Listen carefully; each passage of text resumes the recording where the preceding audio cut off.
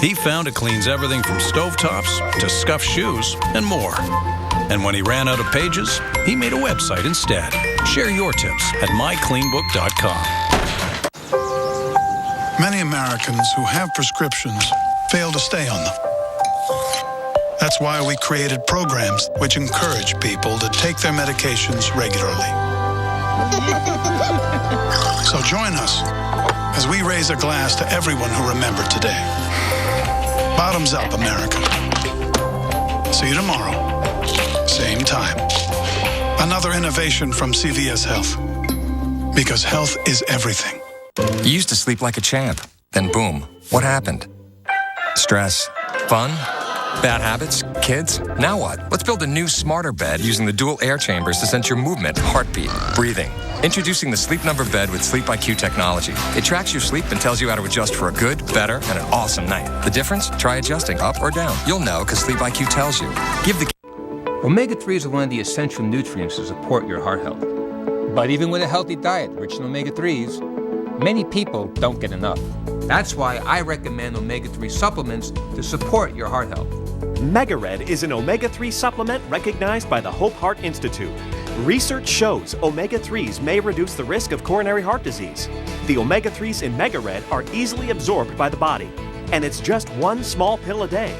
Support your heart health with MegaRed. So, as my personal financial psychic, I'm sure you know what this meeting is about. Yes, a raise. I'm letting you go. I knew that. You see, this is my Amerivest managed... Balances. No, portfolio. And if it doesn't perform well for 2 consecutive... Gold. Quarters, yeah. Then Amerivest gives me back their advisory... Stocks. Fees for those quarters. Yeah. So, I'm confident I'm in good hands. For all the confidence you need. TD Ameritrade. You got this. Right now. To order your Lipozene, call 1-800-997-4948. That's 1-800-997-4948. Look at this! Listen to that! See this winter like never before. Amazing starts here. The Weather Channel Mornings. Well, welcome back into Weather Center Live. Time now for your winter weather update. And of course, we've been tracking this big monster system that impacted the West Coast this week. Well, this thing didn't disappear. Tracking east and now hoping to bring us a bit of wintry weather here into sections of the Rockies. There is an area of low pressure developing here east of the Rockies right now and bringing us some snow even down into parts of New Mexico, Colorado finding it right now. There's some snow even around Denver finding that at this hour. We've seen it down in New Mexico here for us right around Santa Fe. About 1.5 inches here for you being reported, and then heading northward up into Colorado. Vail, heavy snow being reported in 5 inches there, and they're on the radar starting to see more snow showers in and around Denver. So that 25 corridor could get a little tricky to travel here as we head on through the day. That's an area that we'll be following here into the Rockies. You can see we're under winter weather advisories and even some warnings that are in place spreading out into the plains because we are going to watch this storm system move to the north and the east and help to spread some snow into some of these areas across Nebraska, eventually into South Dakota, even into parts of the upper Midwest. Minnesota could get in on the act.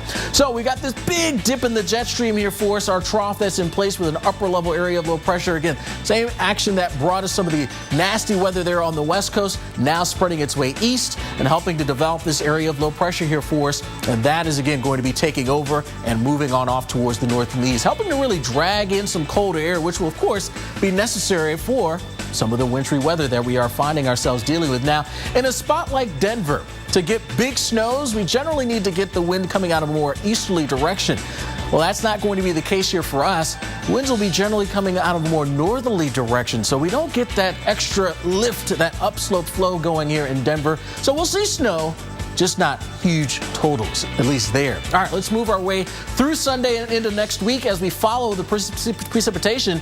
There's some of the snow showers here into eastern Colorado starting to spread out now into sections of the plains. This is as we head on through tonight, the overnight hours here for you, right along that 80 corridor, dealing with some of the snow. Rapid City, you'll get into it. And then as we get into Monday afternoon, starting to see some snow. Sioux Falls getting under the act, but notice there in Minneapolis, the Twin Cities, this is 5 o'clock, so getting into that rush hour heading home. It's rain. It's late Monday where you may see things switch over a bit and pick up a couple of inches there across parts of Minnesota. But the bigger totals, that's that purple area here for you east of Denver and then moving to the north as well. 5 to 8 inches possible there in that dark shade of the purple. Denver itself, lighter amounts. We're talking about maybe 1 to 3 inches there for you in and around the city. For you there in Denver, which is an area that maybe could use a little bit of snow. Here we are so far this season. 4 inches of snow that has been recorded out there for you. Nothing this month. The big goose egg out there for you. We average a little bit over 21 inches through the end of December. So got a little making up to do there for you in and around the Mile High City. Here's how the day will play out. Cloudy skies. We're starting to see some flakes of snow. I think it'll become a little bit more prevalent here for us through the rest of the afternoon and heading into the evening. Bonnie? Well, we want to remind everyone about a special 1-hour edition of Weather Geeks today. Dr. Marshall Shepard sits down with science heavyweight Dr. John Holdren, White House science advisor. He asked Mr. Holdren, how and when did the topic of climate change become so political? At the end of the 90s, it was apparent that then Vice President Al Gore was going to be the Democratic candidate. And I think there was a feeling among many Republicans that climate change was Al Gore's issue, so they needed to be against it. That produced a further polarization in which Republicans who had previously embraced the reality of climate change and talked in sensible ways about solutions backed away from it because they had decided it was a Democratic issue, which of course it shouldn't be. Again, you can catch the entire interview with Holdren along with legendary conservationist, Dr. Jane Goodall in a 1-hour special that's coming up. All right, and of course, you want to make sure you stay with us for Weather Geeks coming up in just a few, minutes. Absolutely. Looks like it'll be a great episode. A 1-hour special is next. Stay with us, and we'll keep you up to date on any severe weather that breaks today. All right, enjoy the rest of your Sunday.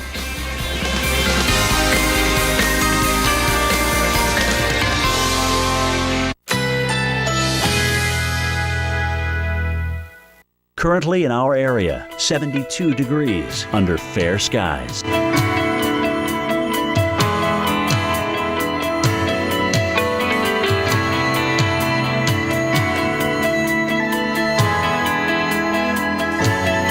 Today, abundant sunshine. High 73. Winds north at 5 to 10 miles per hour. Tonight, mainly clear, low 52, winds light and variable.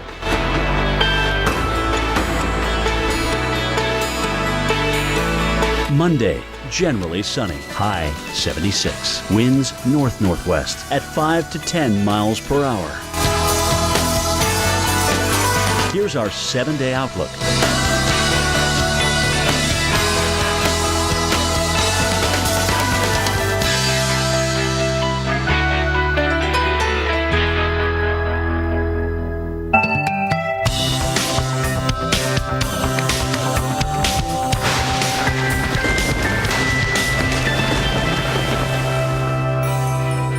And welcome to Weather Geeks. It is my extreme honor today to have with us Dr. John Holdren. And I have to take a minute to just give you some of the credentials of this outstanding servant to our country. Dr. Holdren is the Assistant to the President of the United States for Science and Technology and the Director of the White House Office of Science and Technology Policy. Dr. Holdren, he has advanced degrees in aerospace engineering and theoretical plasma physics, but we're going to talk some weather and climate today.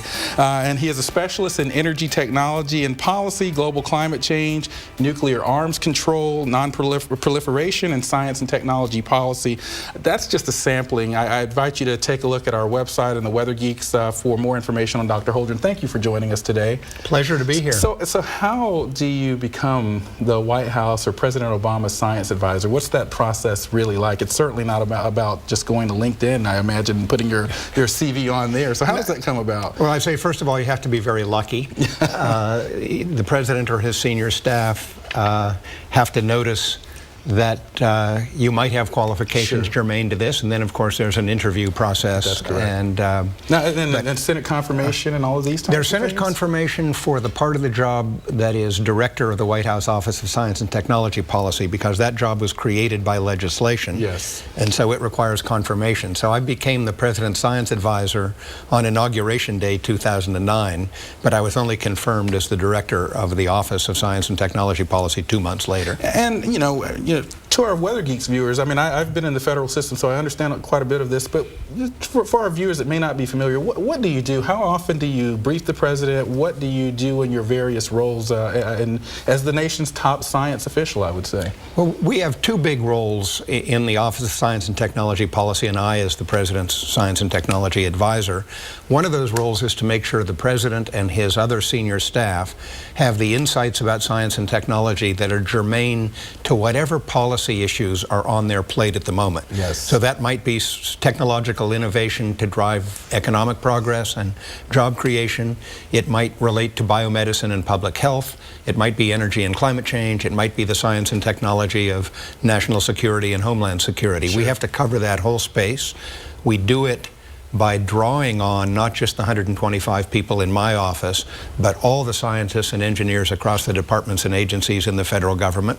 And if we can't find the expertise we need there to advise the president, we reach out into the wider community. Right. The academies of science and engineering and medicine, the university community, the private sector, to find the people who know what the president might need to know to make a good decision. Right, so you're really leveraging the expertise across the entire country, academia, private sector, and public sector. How often do you meet with the president or get FaceTime with him? Well, I typically see the president anywhere from 1 to 3 times in a week. And often it's very brief. Sure. He's a busy guy. We learn to get a lot done in a few minutes. Sure. Sometimes it's just walking him from the Oval Office to an event that's about science and technology, honoring science and math teachers in the East Wing. Right. Or visiting with him just before he meets with the winners of the National Medals of Science or the U.S. Nobel laureates. Other times it's a major briefing on a topic of interest. This is a president who really gets it in terms of how and why science and technology matter. That is correct. So I have the great good fortune to have perhaps more interaction with him than some of my predecessors have had with presidents who are just not as interested. I want to touch on something. Recently, in the last year or so, you've heard some policymakers say, well, you know, I'm not an expert on climate change, or I'm not an expert on this, so I'm just not going to speak on it. Obviously, as a policymaker, you're covering quite a bit of ground, topics that you're not an expert on. And so it's interesting to note that you have to leverage other expertise in areas and so be able to corral that expertise. Did you ever envision as a scientist working in academia and other places getting into policy? Was that something you always wanted to do, or it just kind of came about? No, it is something I wanted to do from very early in my career. I was on my first science policy advisory committee to the government in 1970 when I was the token youth on that committee. That's right. That was a committee advising the State Department on what the U.S. position in the first Stockholm Conference on Environment and Development should be. And from that time on, I was virtually continuously on various science and technology advisory committees to government. So in the Clinton administration, I was a member of the President's Council of Advisors on Science and Technology, which is a group of people who keep their day jobs but advise the White House on a part-time basis. Right. So that was one of the pathways by which I think I came into the good fortune of being President Obama's science advisor, is I was a scientist who'd had quite a lot of experience in advising the government, and I'd advised him occasionally while he was a senator on energy and climate issues. Okay, and now we have one of the interesting things about today's show, you're such a special guest, we have an hour today on Weather Geek, so we're going to get into topics ranging from weather and weather policy to climate and climate change, so we certainly invite our viewers to stick around because we've got some really interesting things to talk about. I wanted to get at what are some of the science issues that you're dealing with right now as we speak? Well, one of the things that we are dealing with continuously is the science and technology budgets for all the federal departments and agencies. So the National Science Foundation, NASA, NOAA, the National Institutes of Health, right, the DOE, and so on. At this particular time, we're both looking at what the Congress is finally proposing for 2015, fiscal year 2015, which of course we're already well October into. 1st, that starts. Yeah. Sure. But we're also in the late stages of developing the President's budget proposal to the Congress for fiscal year 2016. And again, that means that my office is working with all the science and technology departments and agencies and with the Office of Management and Budget to prepare a set of proposals that finally will go to the president on what he will put in his budget. Right. So that's a big time-consuming issue, and there are lots of challenges there because we don't have as much money in the federal government as would really be needed to do everything we should be doing in science and technology, so there are tough choices in there. Yeah. We're also dealing on an everyday basis with the science and technology of Ebola. Yes, that's a big issue, sure. We're dealing with big data and privacy, how you get the benefits of big data for society while still protecting people's privacy, which is a big issue not only in science and technology, but of course in policy. We're very busy with implementing the President's Climate Action Plan, which gets to the topic, of course. Yeah, of and I suspect that climate might be in that list. And it's high on the list. High on the list, and I know that there have been some significant announcements that we've seen from the administration, and we're going to dive into all of those in the next segment on Weather Geeks. So thank you for joining us, and just buckle in because I know we've got some questions that are going to really sort of stir the pot, so to speak, out there. So we want to get to those in the next segment. So when we come back from the break, we're going to be talking climate change, the science and politics and controversy. From I wonder what it is to you'll never guess, everything from LL Bean is backed by the same rock-solid guarantee. So while they keep guessing, you know that we'll take it back or replace it. LL Bean, guaranteed to please. The clock is ticking, so let's grab the list and go to town. You don't need a lot of this to make someone feel like that, especially if you give them one of these. Holiday to-dos? Let's get them done today at the one place that can help us bring it all home. That's How to Holiday. Let's do this. More saving, more doing. That's the power of the Home Depot. Your choice of these compressor combo kits, just $199.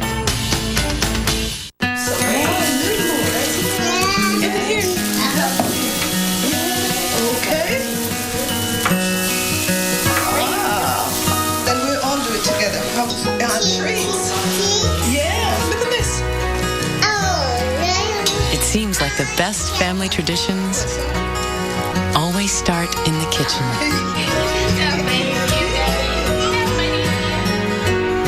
Happy holidays from Rice Krispies. Like a good neighbor, State Farm is there. You're covered, Kevin. Blah, blah, insurance. Person, come help. Hey, Grandma. 6 callers ahead of us, Jimmy. Having insurance isn't the same as having State Farm. There to help you get to a better state. Say hello to the new weather.com. A beautiful new design with weather as the main story. The information you need, the site you rely on, the brand you trust. The new weather.com. The final piece in the Weather Channel redesign. The Weather Channel. It's amazing out there.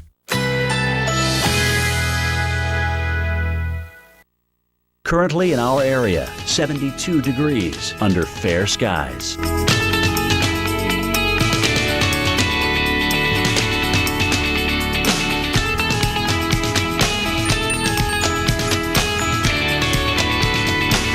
Today, abundant sunshine. High 73. Winds north at 5 to 10 miles per hour. Tonight, mainly clear. Low 52. Winds light and variable.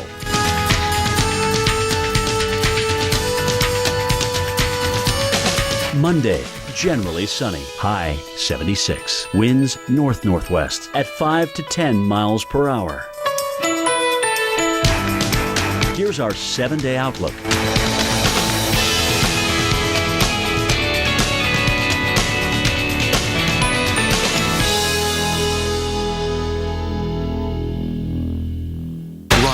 Treacherous highway in the world to experience the high risk of heavy rescue. Highway Through Hell, Sundays at 10 on the Weather Channel. My goal was to finally get in shape. Not to be focusing again on my moderate to severe chronic plaque psoriasis. So I finally made a decision to talk to my dermatologist about Humira. Humira works inside my body to target and help block a specific source of inflammation that contributes to my symptoms. In clinical trials, most adults with moderate to severe plaque psoriasis saw 75% skin clearance on Humira, and the majority of people were clear or almost clear in just 4 months. Humira can lower your ability to fight infections, including tuberculosis. Serious, sometimes fatal infections and cancers, including lymphoma, have happened, as have blood, liver, and nervous system problems, serious allergic reactions, and new or worsening heart failure. Before treatment, get tested for TB. Tell your doctor if you've been to areas where certain fungal infections are common, and if you've had TB, hepatitis B, are prone to infections, or have flu-like symptoms or sores. Don't start Humira if you have an infection. Set a new goal today. Ask your dermatologist about Humira, because with Humira, clear skin is possible. Do we really need a march to raise awareness about global climate change? I mean, it's an accepted scientific phenomenon pretty much everywhere. Here's why you need the march. It's accepted pretty much everywhere, but there's one place called the United States House of Representatives Committee on Science, Space, and Technology. This is true. Last week they held a hearing that they apparently recorded in 1971. I guess that's the technology part of the committee name, on President Obama's plan to shrink carbon emissions 30% by 2030. The hearing's Sisyphus, Presidential Science Advisor John Holdren, charged with the impossible task of pushing 1 million pounds of idiot up a mountain. Well, we just heard some interesting comments there, but the reality is we are both scientists, and so we're trained to understand what scientific literature tells us, scientific reports, etc., conferences. How did this topic of climate change become so political? It's the world you deal with every day. I can't imagine what you have to deal with. But what's your perspective on why we're here? Well, I think it became political for a couple of reasons. One, relatively early in the game, some political strategists decided that if the Republican Party was worried about potential regulation around climate change, they needed to question climate science. That was back in the beginning of the 90s.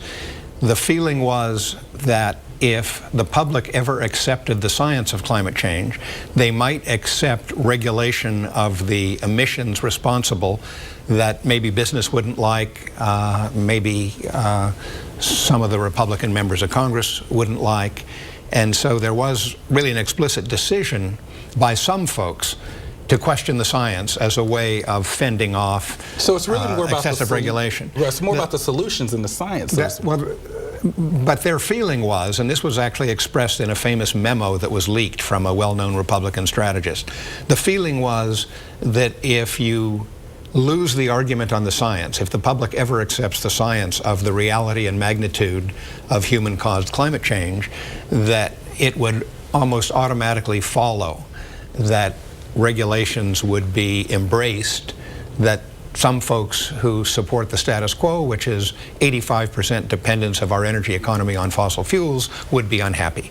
Yes. But the second thing, I think, that was a factor, at the end of the 90s, it was apparent that then Vice President Al Gore was going to be the Democratic candidate.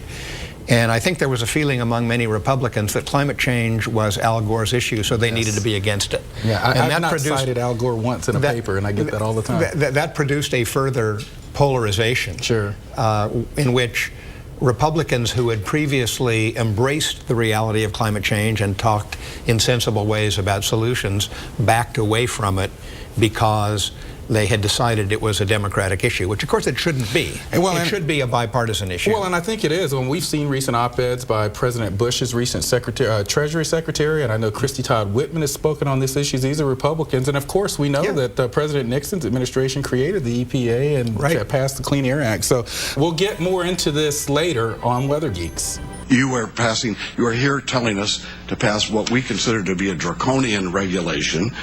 You should know at what point it becomes harmful to human health. If it's now at 400 parts per million, Dr. Holdren, maybe you have the answer to that. At what level does it become harmful to human beings? Vice Chairman Rohrabacher, I always enjoy my interactions with you. I have to say with respect, that's a red herring. We are not interested in carbon dioxide concentrations because of their direct effect on human health. We're interested in them because their effect on the world's climate.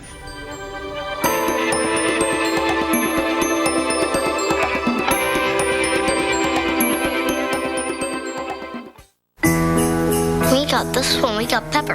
Did he help pick it out? No, he's a cat. How'd I get so big? Where am I? You were Mom's belly. How'd I get there? Wizards. Can you make it go faster? No, I already tried. Is this mine? That one's for Alice, but she doesn't know it yet. Why not? Mom says she's still cooking. Capture your memories with Hallmark keepsake ornaments. Give the gift of confidence this holiday season. For 4 days only at Men's Warehouse, get 100% cashmere sweaters for $89.99, non-iron dress shirts for $34.99, plus buy one tie, get two free. Confidence sold here, only at Men's Warehouse. All right, listen up. Out on that field today, you will be ready for anything. And I want you to always remember, this is the greatest team you will ever be part of.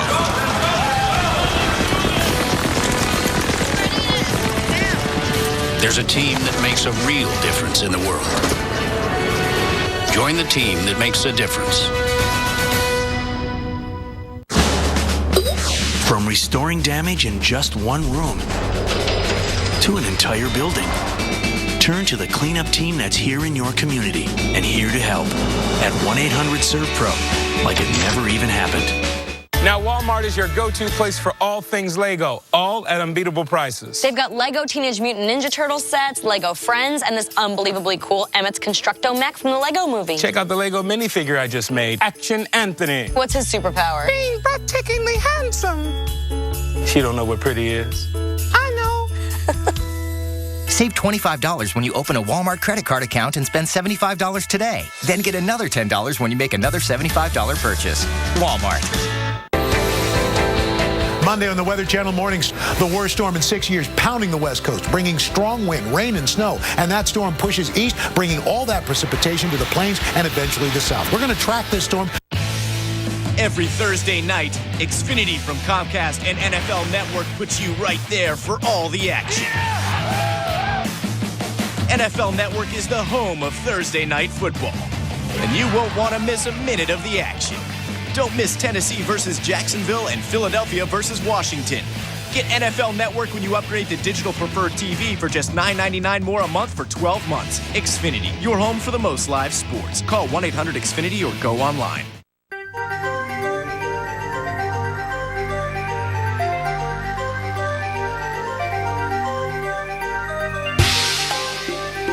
The Life Extension Foundation is a non-profit institute with a 37-year track record of cutting-edge discovery that is light years ahead with medical breakthroughs. To learn more about the Life Extension Foundation, please visit prolongevity.com. And even pay the return postage. Try NoNo risk-free today. Ride on the most treacherous highway in the world to experience the high risk of heavy rescue. Highway Through Hell, Sundays at 10 on the Weather Channel.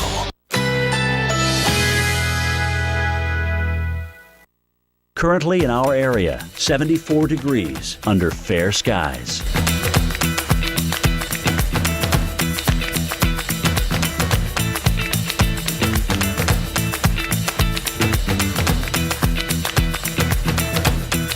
Today, plentiful sunshine, high 73. Winds north at 5 to 10 miles per hour. Tonight, mostly clear, low 53. Winds light and variable.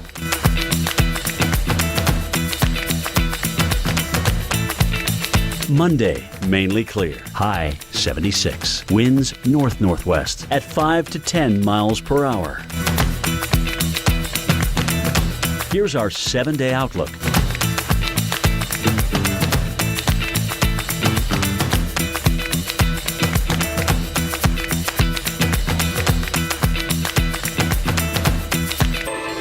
Earlier in the week, I had a chance to speak with primatologist Jane Goodall, most known for her work with primates and her lifelong study of wild chimpanzees in Tanzania. I asked her thoughts on climate change and if she's seen specific examples during her travels around the world. In your time in nature, have you noticed changes that you would attribute to climate change, and what can you offer to our viewers in that regard? I've noticed a lot. I bet you have. I'm traveling 300 days a year around the world. Yes. And everywhere I go, whether it's Africa, Europe, North, South America, Asia, people are saying the same sort of thing. This is very weird weather. We never used to have this weather at this time Some of us year. call it weather weirding here in the U.S., and that's quite what it is. What people are saying. And so, the droughts coming from the southern part of Africa, yes. The droughts are just getting so much worse. And then the flooding. UK, the floods there are unbelievable. Exactly, yeah. And, birds are nesting earlier and plants are coming out earlier. It's just completely crazy, completely weird. I'm so glad that you're bringing this natural perspective on change, because often sort of animal and plant phenology is one of the strongest indicators of some of this change, and that's something that the public don't understand. And related to that, as we see perhaps shifts in climate, would this perhaps expand or even contract the habitat range of chimpanzees and other primates? Are there any challenges there? It'll probably contract because it's affecting the tropical forests, and as they dry up, the fires get worse. Yes. And chimpanzees rely on forests to a large extent. One of the questions that I really wanted to ask you is, just in your distinguished career, are there any particular or special stories that stick out in your mind that has a weather or climate angle to it? One definitely does. Yeah. I was in Greenland and I was with some Inuit elders, and we were up by this great ice cliff that goes up to the ice cap. And it was very early spring. It should have been cold. It wasn't cold. Right. And the Inuits were saying, when we were children, the ice here never melted, not even in the summer. Yes. The water was pouring out. Huge icebergs were breaking off, calving, they call it. And we were talking there. I was talking with some of the scientists, and they were saying, if, God forbid, but if all the ice melted up here, water levels of the sea would rise 11 feet. I went by chance directly to Panama, and when I was there, I met, again, it was indigenous people. Yes. They were moving their people off the offshore islands because at high tide, they were no longer habitable. And that's one of the big concerns, so-called climate refugees. As places become inundated, they have to find new homes, move away. So it's interesting as you go from polar latitudes to tropical latitudes, the interconnectivity of nature. And that's one of the interesting things that I think many of our kids understand that. First of all, that's just amazing to have Dr. Goodall here in the studios with us, and then following up with you in the studio. We're very honored. But, the impacts, you heard Dr. Goodall talk about natural impacts that she's seeing. From a policy or a scientific standpoint, what are some of the impacts that worry you most about climate change for U.S. citizens in our nation? Well, we released in May a national assessment, the third national assessment of climate change impacts on the United States, which was actually very explicit, divided the United States into 8 regions. And what was described there was, first of all, in almost every region of the United States, we're seeing more extreme downpours. More of the precipitation is falling in extreme events. Yes.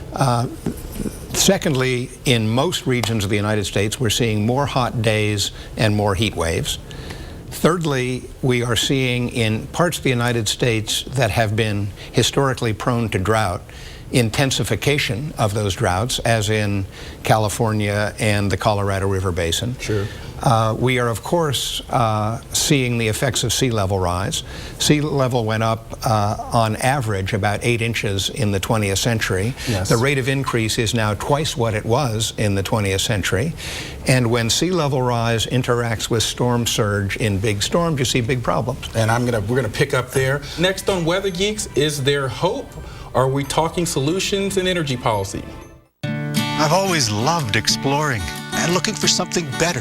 That's the way I look at life, especially now that I live with a higher risk of stroke due to AFib, a type of irregular heartbeat not caused by a heart valve problem. I was taking warfarin, but I wondered if I kept digging, could I come up with something better? My doctor told me about Eliquis for 3 important reasons. 1, in a clinical trial, Eliquis was proven to reduce the risk of stroke better than warfarin. 2, Eliquis had less major bleeding than warfarin.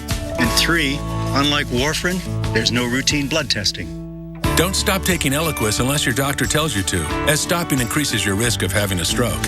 Eliquis can cause serious and, in rare cases, fatal bleeding. Don't take Eliquis if you have an artificial heart valve or abnormal bleeding. While taking Eliquis, you may bruise more easily, and it may take longer than usual for any bleeding to stop. Seek immediate medical care for sudden signs of bleeding, like unusual bruising. Eliquis may increase your bleeding risk if you take certain medicines. Tell your doctor about all planned medical or dental procedures. Those 3 important reasons are why Eliquis is a better find for me.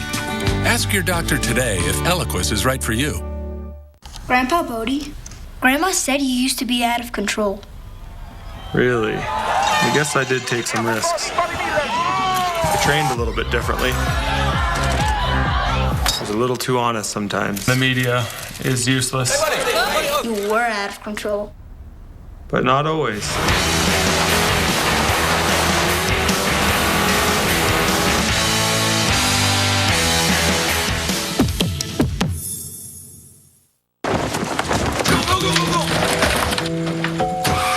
In the nation, misfortune doesn't take a holiday. But add brand new belongings from Nationwide and we'll replace stolen or destroyed items with brand new versions. Making sure every season is the season of giving. Just another way we put members first. Join the nation. Nationwide is on your side. How could a luminous protein in jellyfish impact life expectancy in the U.S., real estate in Hong Kong, and the optics industry in Germany? At T. Rowe Price, we understand the connections of a complex global economy. It's just one reason over 70% of our mutual funds beat their 10-year Lipper average. T. Rowe Price. Invest with confidence. Request a prospectus or summary prospectus with investment information, risks, fees, and expenses to read and consider carefully before investing. When you only have one hand, you're not doing anything as fast as you used to. Do you need help? What is that? Swiffer dusters. And I can extend so I don't have to get on the step stool. It's like a dirt magnet, just like my kids. I think Swiffer definitely gave me some of that time back. This winter, you've got to watch the Weather Channel mornings. It's going to have wide-ranging impacts. Winter storms are too important to cover in just a few minutes. It's going to be brutal for a lot of people. Because it's not just about your forecast. That's why those temperatures stay cold. Look at this! Listen to that! See this winter like never before. Amazing starts here. The Weather Channel mornings.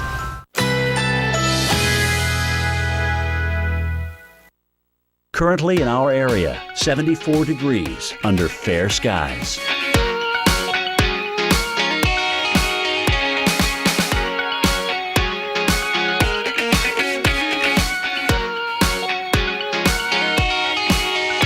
Today, plentiful sunshine. High 73. Winds north at 5 to 10 miles per hour. Tonight, mostly clear. Low 53. Winds light and variable.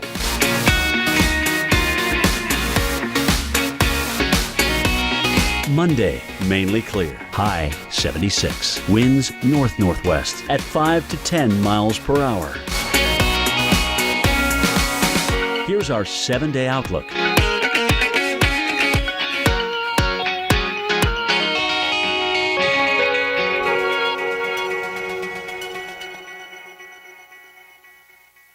Ride on the most treacherous highway in the world to experience the high risk of heavy rescue. Highway Through Hell, Sundays at 10 on the Weather Channel. And welcome back to this special edition of Weather Geeks. I'm Dr. Marshall Shepard, and we are honored to have with us Dr. John Holdren, my guest today, and we're talking about climate, politics, and weather. We begin this half hour with part of the interview with renowned primatologist Jane Goodall, offering her thoughts on the future of our planet. What would you offer as just some hopeful words going forward to view? We have several viewers that watch this show. Weather Channel is quite well received in almost every home in America. What would you offer to the citizens of the United States in terms of hope? That we have a window of time. I don't know how long it is, but I'm sure we have. We have to, first of all, become aware, and that's growing fast. But being aware isn't enough. we have to roll up our sleeves and do something about the way we live. Yes. So we have this youth program, Roots and Shoots, which actually goes along with what Captain Planet is it's doing. an amazing program. I've had the chance to study up on that. And so all of our young people, you know, they're busy working on their parents and change the way we live. Just for a simple, ordinary person, think about the consequences of the small choices you make each day. Yes. I know my reasons for hope, the resilience of nature, nature coming back given a chance, animal species rescued, the human brain, all the amazing technology that will help us live in greater harmony if we use it. That's correct. And then in our own individual lives. And finally, the indomitable human spirit. That is people who tackle the impossible and won't give up. So with that, one of the big challenges I often see here in the United States is just climate and science literacy. I know that the White House recently rolled out some initiatives on climate literacy. Can you tell us a little bit about that? Because I think it plays nicely with what Dr. Goodall was just talking about. Yeah, we did roll out a new initiative on climate education and literacy just last week. And the idea, of course, is to make people more aware of what is happening and how it's happening, why it's happening, so that they will make intelligent decisions as citizens and voters, both about what we need to be doing as a nation to reduce our contribution to the emissions that are driving global climate change, but also what people need to do to prepare for the changes in climate that are happening already and that can no longer be avoided. So preparedness, resilience, adaptation is a set of things that need to be done at the local level, and citizens, planners, decision makers, public officials, business people, fishermen, farmers, all need to know what's happening in order to make the appropriate adjustments to minimize the adverse impacts from these changes. Now, when we rolled out this year earlier the National Climate Assessment, you invited key TV meteorologists to the White House. What was the thinking there in terms of these key communicators? Well, the idea was precisely that TV meteorologists are key communicators about weather, and because climate is the pattern of weather over a period of time, we thought, who better to be messengers to the American people about what was contained in this new assessment of how the American climate is changing, what the impacts are, and what we need to do to prepare for those impacts and to reduce them over the long term. So that was a great event. The TV meteorologists were terrific. They interacted with the president. And they talked about the results of that study in their subsequent programs. Yeah, and as the president, past president of the American Meteorological Society, I know there's some weather geeks out there viewing us that maybe disagree with some tenor and tone of, and even the content of some of this discussion. There's quite a bit of variability, even among some of our colleagues, and particularly in the television profession. But I think we're seeing more of an effort to improve communications of the climate literacy initiative and education is very important. I want to shift gears a bit. There was a recent agreement with China that the U.S. Tell us a little bit more about that and why that's important. Well, that was last month in November of 2014, and President Obama and Chinese President Xi jointly announced in Beijing, as part of a meeting they were having, the targets that both China and the United States would separately embrace for reducing their emissions of greenhouse gases after 2020. And the point of that joint announcement, which also included announcement of expanded cooperation between the two countries on clean and efficient energy. But the real point was the United States and China are the two biggest emitters on the planet. China now #1, the United States #2. Right.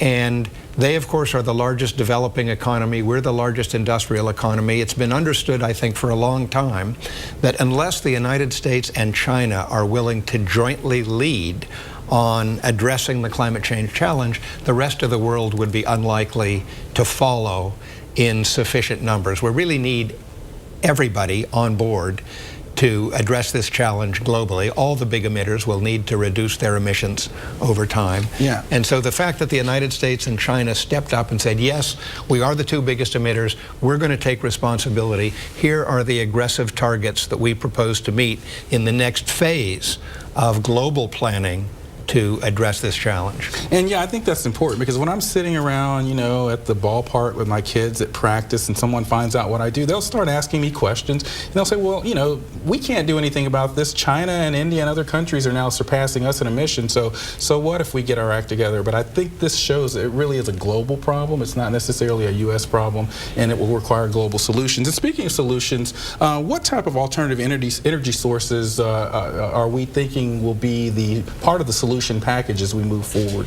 Well, I think there are basically three approaches that are going to make a difference. First of all is actually improving energy efficiency, reducing the amount of energy that it takes to make the goods and services that people want. And that has had tremendous impact over the last 25 or 30 years, and there's still tremendous potential to do more of that. And you know, the safest, cheapest, cleanest new energy source is the energy you didn't use for a particular application which becomes available to use elsewhere in the economy. That's correct. Second is energy sources that don't emit greenhouse gases in their production. So that includes renewable energy, solar energy, wind, hydropower. It includes nuclear energy. It might someday include nuclear fusion, which is the form of nuclear energy we haven't succeeded in harnessing yet. Bringing the atoms together. The third big option is learning to capture a large fraction of the carbon dioxide that would ordinarily be released when you burn coal or oil or natural gas. Capture it and store it away from the atmosphere. And those three approaches, efficiency, non-carbon dioxide emitting sources, and reducing the carbon dioxide emissions from fossil fuel use, those are the big three in reducing impacts. Okay, and we've got much more to cover, particularly some weather policy issues, but first, we're going to blame the weather guy. We hear it all the time. So why do policymakers love to make scapegoats out of meteorologists? We'll go there next. But first, our Geek of the Week, Dr. William Hook. We all know him as Bill Hook, Associate Executive Director and Senior Policy Fellow at the American Meteorological Society. His book is titled How Thinking and Acting Like Meteorologists Will Help Save the Planet. His policy research interests include natural disaster reduction, historical precedents as they illuminate present-day policy, and the nature and implications of changing national requirements for weather, climate, sciences, and services. Dr. Bill Hook.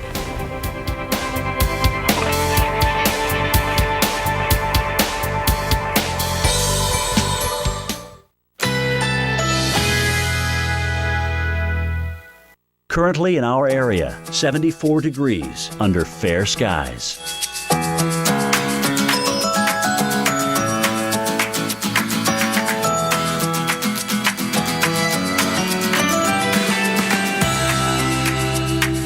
Today, plentiful sunshine, high 73. Winds north at 5 to 10 miles per hour. Tonight, mostly clear, low 53. Winds light and variable.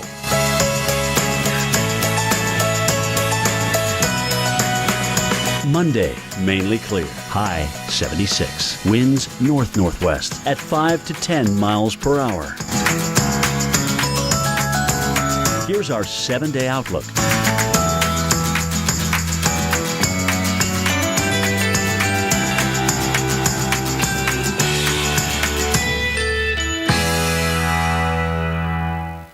Here's a question for you. When electricity is generated with natural gas instead of today's most used source, how much are CO2 emissions reduced? Up to 30%? 45%? 60%? The answer is up to 60% less. And that's a big reason why the U.S. is a world leader in reducing CO2 emissions. Take the energy quiz, round 2. Energy lives here.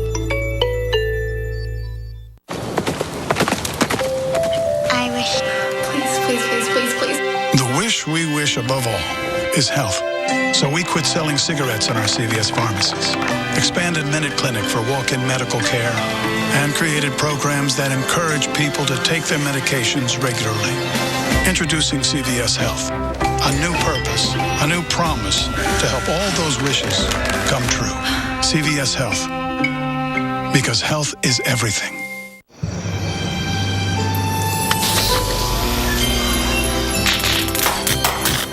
Some things fall short on quality. And some things are all about quality. Like the Hyundai Elantra. one of 3 Hyundai models to receive a J.D. Power Award for initial quality. Right now, during Hyundai Holidays, take advantage of our best offers of the season. Get the Hyundai Elantra for 0% APR for 60 months plus $500 holiday bonus cash. Like a good neighbor, State Farm is there. Hi, Anthony. How much does my discount double check save me? About $150. Done. Insurance, find me money. I got you $1. Having insurance isn't the same as having State Farm. There to help you get to a better state. Why do I take Metamucil every day? Because it helps me skip the bad stuff. I'm good. That's what I like to call the Meta Effect. 4-in-1 multi-health Metamucil. Now clinically proven to help you feel less hungry between meals. Experience the Meta Effect with our new multi-health wellness line. Hi, I'm new Ensure Active Clear Protein Drink. Clear, huh? I'm not juice or fancy water. I've got 8 grams of protein. New Ensure Active Clear Protein. 8 grams protein, 0 fat. Ensure. Take life in. Lowe's presents How to Sing a Duet. Bells, bells, all the way. Give the gift of portable power this season with InstaBoost. Now only $79 at Lowe's. The Dyson DC59 Motorhead has better overall performance across all floors than the top 5 best-selling full-sized vacuums, without the hassle of a cord.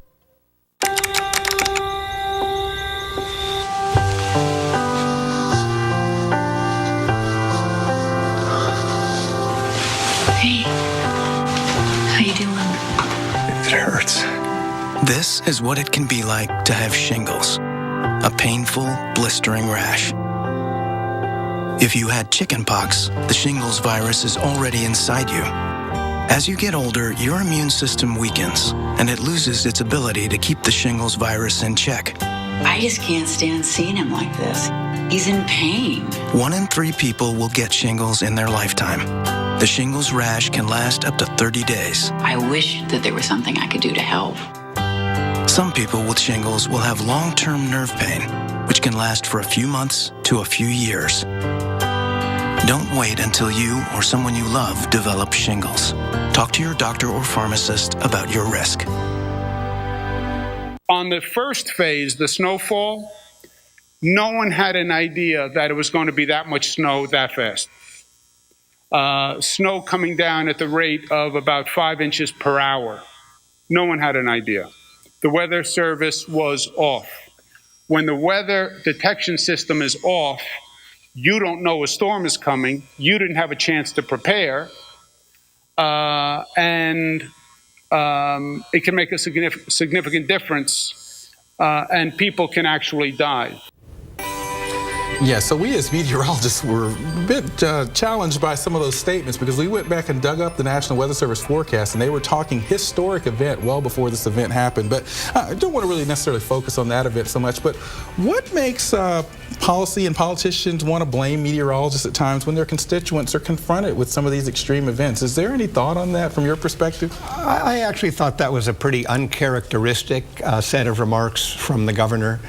I haven't seen that many instances of blaming the weather forecasters for bad weather that they didn't exactly forecast. I mean, number one, I think we all know that weather forecasting in detail is very challenging. Sure.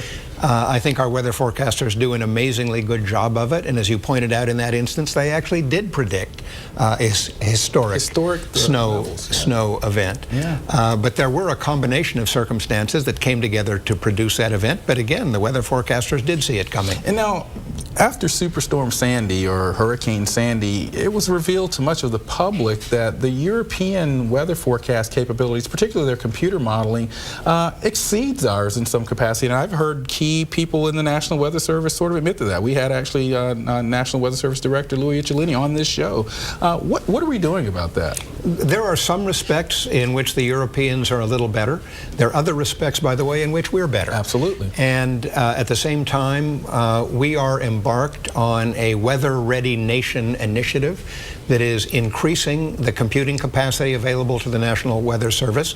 That computing capacity is very important for absorbing all the data that are available from the satellites and the monitoring systems around the world to figure out what's coming. And it's getting better. But again, the important thing to understand is while the Europeans have had a better record in forecasting some kinds of events, we've had a better record in forecasting other kinds of events. And in terms of the computing capacity and in terms of the observation network, and particularly the satellites, which are expensive but crucial, we are making the investments that we need to make to be sure that we have the weather forecasting system that the challenges of this century demand. And quiet is kept. Many people out there that say, oh, the Euro is better. Actually, the European model is using quite a bit of our satellite data from the US and other data. So it really is a partnership there. Recently, the National Weather Service released the HRRR model, which is a high-resolution model. I know that later this month, the GFS, which is one of our main models, is going to go to a higher spatial resolution for all you weather geeks out there. So there are steps being taken. So in this last minute or so, let's talk polar vortex. I know that I actually even was involved in something that the White House put together earlier in the year on polar vortex. That's been a buzzword out there. Some have tried to link it to climate. What are your thoughts on the notion of polar vortex, changes in the Arctic, and weather? Well, it's a complicated question. Of course, the polar vortex is always there. It's a great swirling mass of cold air that's bounded by the jet stream. And there are very interesting scientific arguments as to how global climate change could be affecting that. Sure. One way it could be affecting it is under global climate change, the far north warms more rapidly than the mid-latitudes. And that reduction in the temperature difference is causing the jet stream, in all likelihood, to become a little weaker, a little wavier, and get stuck in these which produces and can get stuck in these patterns. Yeah. There are, however, other explanations. Right. We'll get to scientists argue about it. We'll get to those next on Weather Geeks. Hold for the picture. At Intel, they have technology that can scan you in 3D. Here's my good side. Here's my other good side. Can you just stand still? Intel. This is where it all changes. When the game's on the line. Okay, Patrick, let's go base, shark, blitz. The NFL trusts Duracell Quantum to power their game day communication. The board, he's keeping it. Duracell Quantum lasts up to 35% longer than the competition. Driving on wet or icy roads can be dangerous. So, before you get behind the wheel, go to weather.com/DDI and check the driving difficulty index. Brought to you by Subaru. Love. It's what makes a Subaru a Subaru. The clock is ticking, so let's grab the list and go to town. You don't need a lot of this to make someone feel like that, especially if you give them one of these. Holiday to-dos? Let's get them done today at the one place that can help us bring it all home. That's How to Holiday. Let's do this. More saving, more doing. That's the power of the Home Depot. Right now, save $50 on this Husky Mechanics tool set. Guaranteed forever. We're taking outdoor living to the extreme. The Ultimate Sportsman's Lodge. Take these amazing mountain views, add in some wild neighbors, and you have every outdoorsman's dream. Look at this view.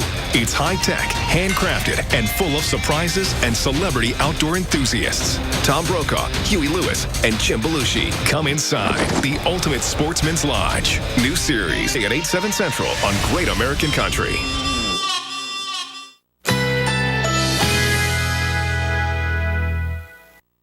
Currently in our area, 74 degrees under fair skies.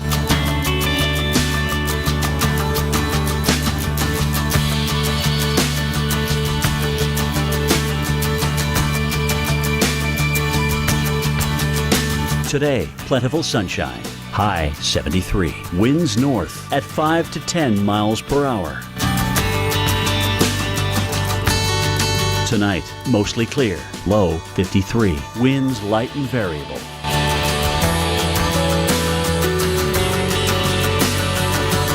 Monday, mainly clear, high 76. Winds north-northwest at 5 to 10 miles per hour. Here's our 7-day outlook.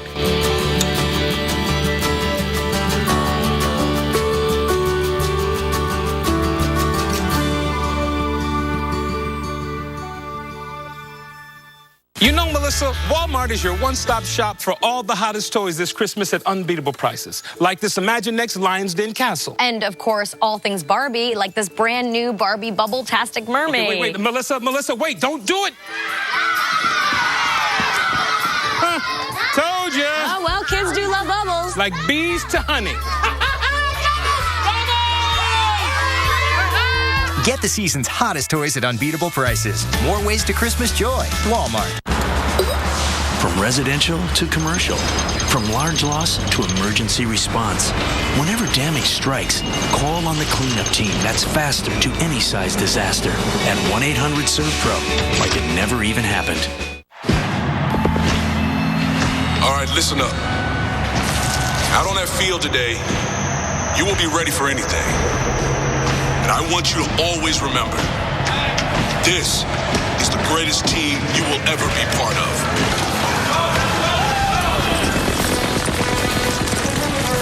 There's important work to be done. And only some able to do it. Can you make the cut? Like a good neighbor, State Farm is there. You're covered, Kevin. Blah, blah, insurance. Person, come help. Hey, Grandma. 6 callers ahead of us, Jimmy. Having insurance isn't the same as having State Farm. There to help you get to a better state. Introducing York Minis. A bite-sized way to enjoy the full-size sensation of peppermint and rich, dark chocolate. York Minis. Get the sensation. I haven't seen this before. There's never been a time where the North Pole couldn't keep up. Nice of the owner to let us use his factory. These WeatherTech people make pretty good elves. For people. This holiday, give WeatherTech floor liners. They're laser measured to perfectly protect your specific vehicle. Check out all of our automotive accessories at WeatherTech.com or call 1-800-CarMats. What are you doing with our security system? Upgrading. I'm switching us to Xfinity Home. Now we'll get 24/7 professional monitoring that we can arm and disarm from anywhere. Best of all, it uses our existing equipment, so switching over is easy. Yeah, that old security system wasn't the greatest. On to my next quest. Don't be old-fashioned. Xfinity subscribers add Xfinity Home for $29.95 a month for 12 months. Plus, for a limited time, get a free security camera when you call today. Call 1-800-XFINITY now.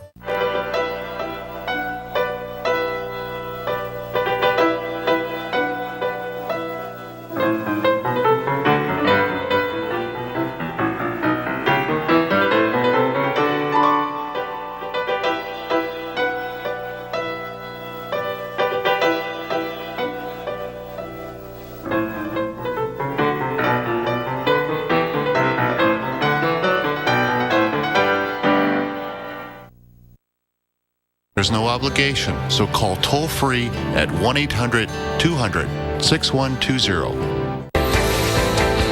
Monday on the Weather Channel mornings, the worst storm in 6 years pounding the West Coast, bringing strong wind, rain, and snow. And that storm pushes east, bringing all that precipitation to the plains and eventually the south. We're going to track this storm through the weekend and into your early work week. Wake up with Al and AMHQ right here on the Weather Channel mornings, all starting at 5 a.m.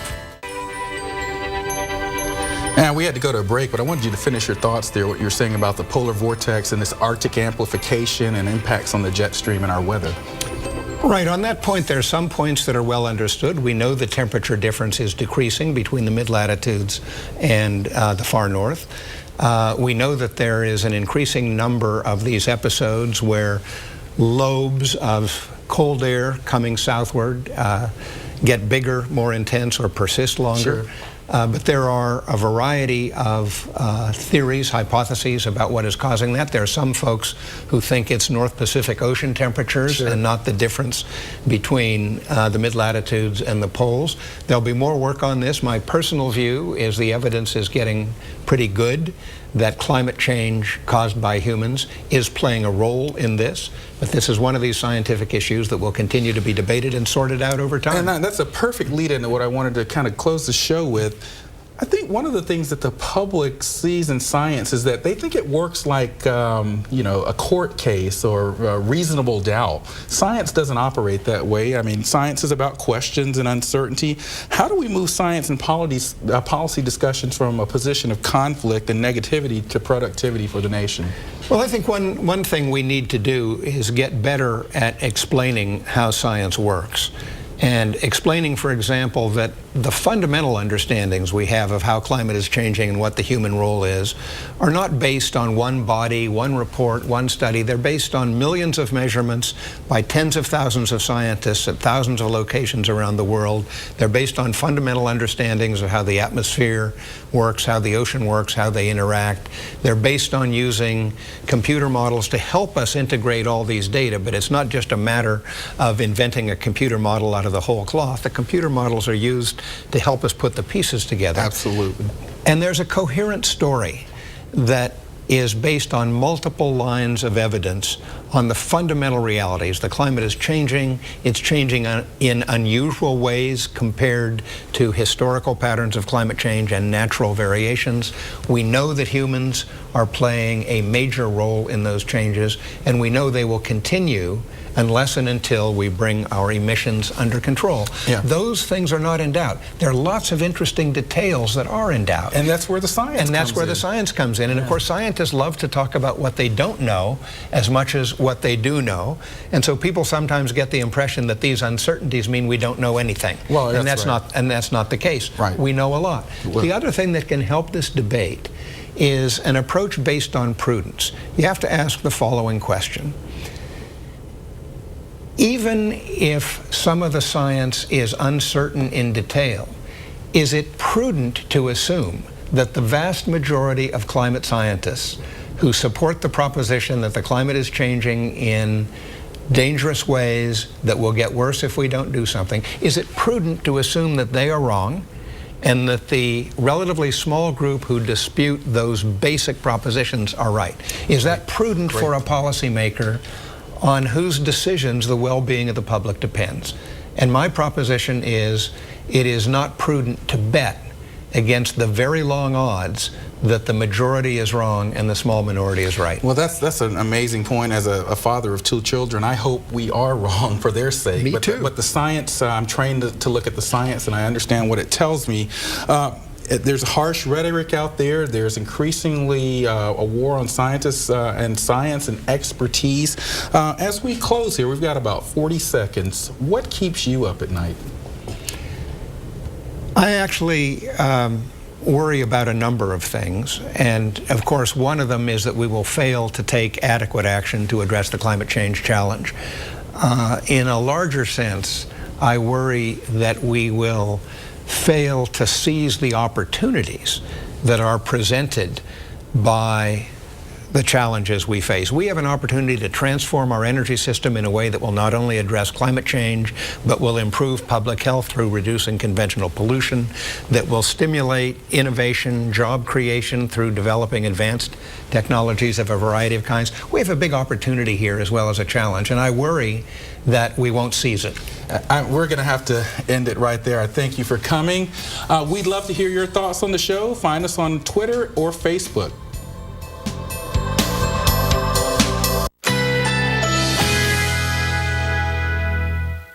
Currently in our area, 75 degrees under fair skies.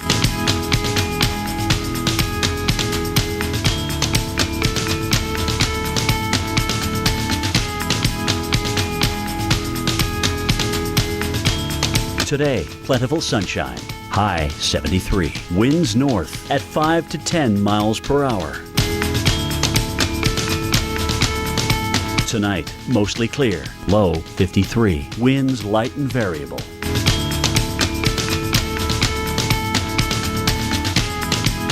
Monday, mainly clear, high 76. Winds north-northwest at 5 to 10 miles per hour.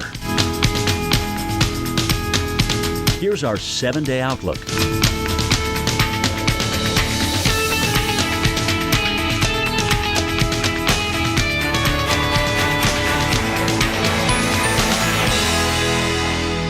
We are but a small part in something far greater, essential to this mission, essential to humanity.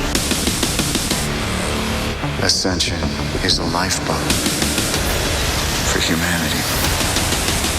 Ascension, a 3-night event, premieres tomorrow at 9 on Sci-Fi. Over 300 years ago, In the midst of a deadly global freeze, the people of Leonardtown, Maryland were desperate for answers. With every deep freeze, with every blizzard, people's lives were at stake. Legend has it, a witch was to blame for the fatal cold, and the colonists were out for blood. They were willing to do whatever it took to save their town, even if it meant murder. Today, the ghost of Leonardtown's deadly past is said to terrorize the living. All of a sudden, it was like, bam, lightning, thunder. When temperatures strike their lowest lows, residents are reminded of the witch's frigid murder. I can't get out! The revenge is still there, and to this day, Moll Dyer is still angry. An anger so fierce, it lives on in local legend, and a deadly curse that has continued to plague this small town for over 3 centuries.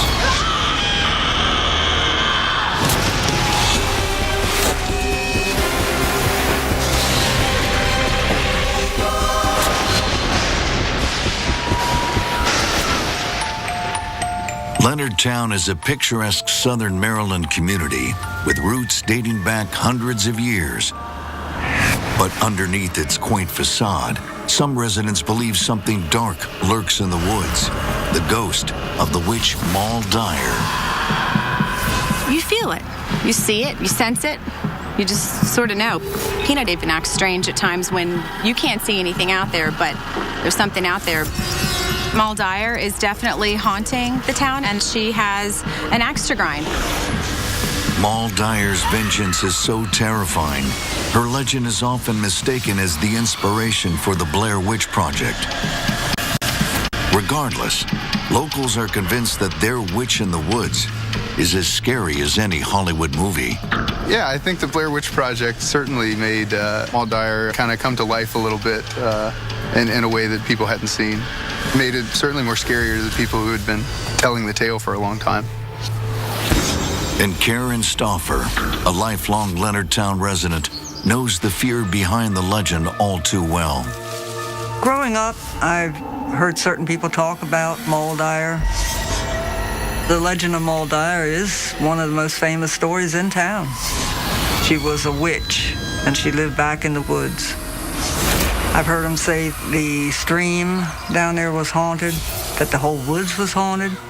I'd always thought they were just folklore. But 35 years ago, she learned differently when a bright, clear autumn day turned ugly, and Karen came face to face with the legend of Moll Dyer. It was just a regular, lazy autumn day. When I was 18 and driving around with 3 of my friends, just typical teens, you know, small town, not much to do. And I came up with the idea to go in the woods where Moll Dyer lived.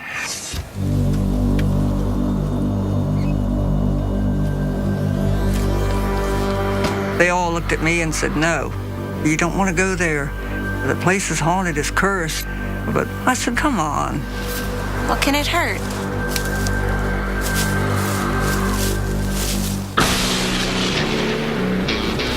As I started to walk in the woods, I had this feeling that it just wasn't an ordinary woods. I felt that there was a presence there.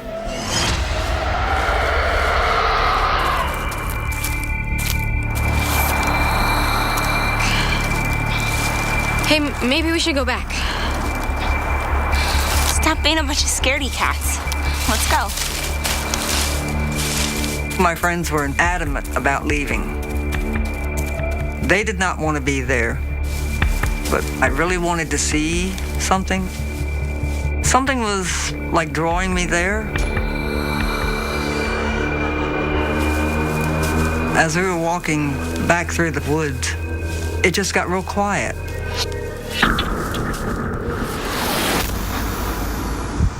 There was no birds singing, no crickets, nothing. Nothing was moving. I had this feeling that you get when you know something's about to happen.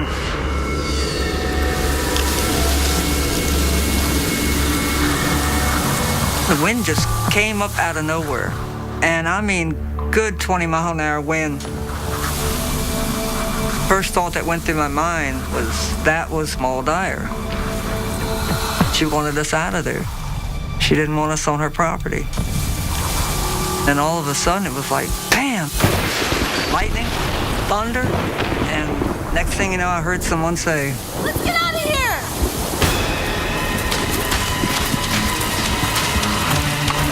I felt that there was somebody behind me. I felt a presence. I didn't see anyone, but I had the overwhelming feeling something was there.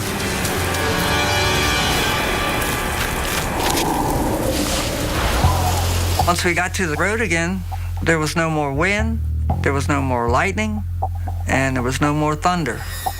Everything was normal. Come on, guys, let's go. At that point, I just knew all the stories were true, and I have not stepped foot back in those woods since. Nowhere near it.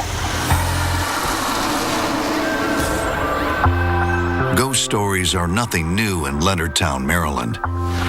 Over 3 centuries old, the area is bound to have a few skeletons in the closet. And local historian Susan Erickson has studied them all. Leonardtown has been around for centuries. In 1634, when the colonists came, very quickly they moved up into Leonardtown, and that was because the land itself was very fertile. During colonial times, tobacco was a cash crop, and so many, many immigrants came to start a plantation and make their way in the world. If there is one thing colonists of the New World want, it is success, and Leonardtown delivers. They were right on Breton Bay, so they could take their tobacco and put it right on ships and send it to England. People called Leonardtown a most convenient place. Washington Post meteorologist Camden Walker can attest. It is a comfortable place as well. There's a good amount of water surrounding Leonardtown, and the water helps keep it a little cooler on the hottest of summer days and warmer in the winter. In Leonardtown, the weather is typically very beautiful and mild. We get snow maybe once or twice in a winter, but it's a beautiful place to live. But over 300 years ago, conditions were very different. In the year 1697, the colonists were facing a winter so brutal, it seemed to defy explanation. In 1697, the temperatures in southeastern Maryland were bottoming out in the single digits. It was a severe winter. The colonists were seeing much more snow, windier conditions, blizzard conditions. They were dealing with bitter, bitter cold. Desperate for answers, residents wonder, could there be a witch in their midst? Legends are people's ways of trying to explain things that they don't have an immediate answer for. And in times before meteorologists, the weather was extremely mysterious. And so the supernatural often becomes an explanation. And witches allow us to fear those marginal figures that don't fit society. According to legend, Moll Dyer was an odd, eccentric old woman, no family, living in the woods by herself. They decided that this woman was a witch and she was causing it. And so they took it upon themselves to get rid of the problem. And it's the colonists' actions on a cold winter's night that will change Leonardtown forever. People were terrified of what she would do to them. Revenge can be a very powerful desire.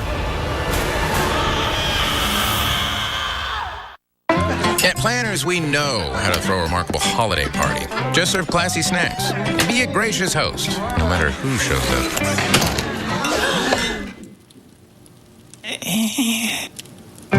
Do you like nuts? Like a good neighbor, State Farm is there. Hi, Anthony. How much does my discount double check save me? About $150. Done. Insurance, find me money. I got you $1. Having insurance isn't the same as having State Farm, there to help you get to a better state. From I wonder what it is to you'll never guess. Everything from LL Bean is backed by the same rock-solid guarantee. So while they keep guessing, you know that we'll take it back or replace it. LL Bean, guaranteed to please.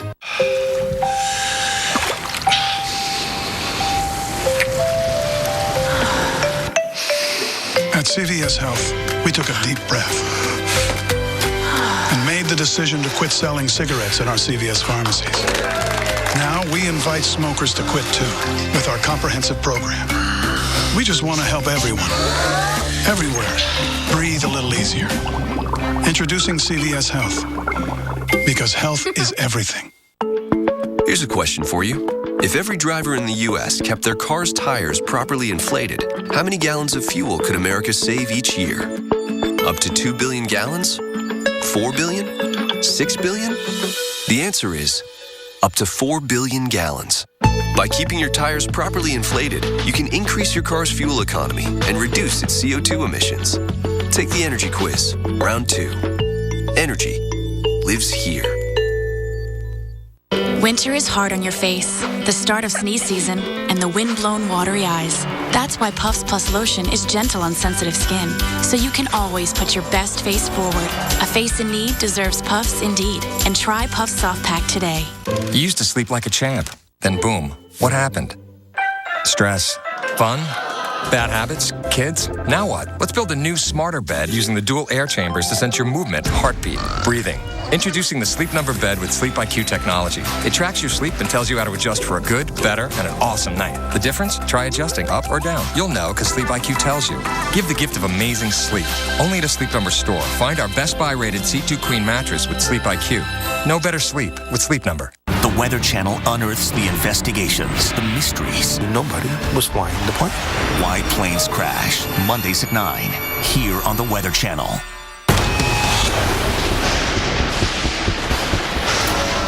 Every town has its secrets, even quiet little Leonardtown, Maryland. And embedded in the deep, dark cracks of the town's history lies a story of witchcraft and murder so infamous, residents shiver at the name, Moll Dyer. I'm not a believer in ghosts or witches per se, but, you know, I believe things can happen that are unexplained, and strange things have happened in Leonardtown.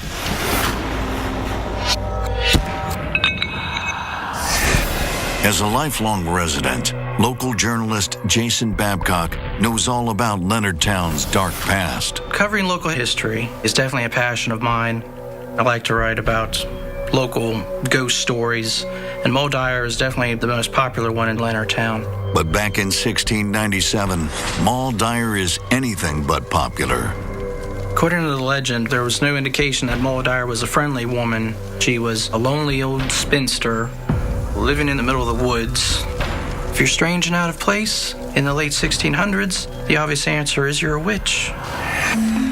And Moll Dyer's own actions seem to give the colonists more proof that she isn't just an old woman in the woods. According to the legend, she had a knowledge of herbs for medicinal purposes. And of course, that kind of knowledge becomes suspect. To have a knowledge of healing, that could be construed as witchcraft.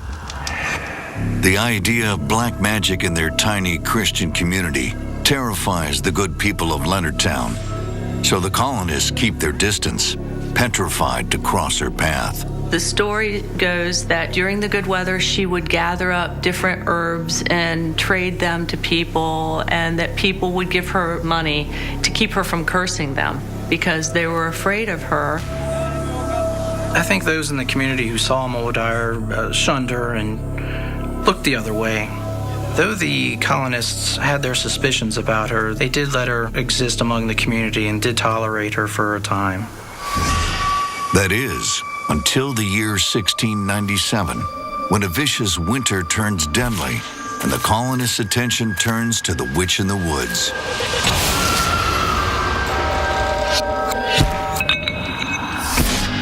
During an average Maryland winter, low temperatures should be in the 20s, but in 1697, the temperatures were much colder, often at the single digits or below zero, with the wind chill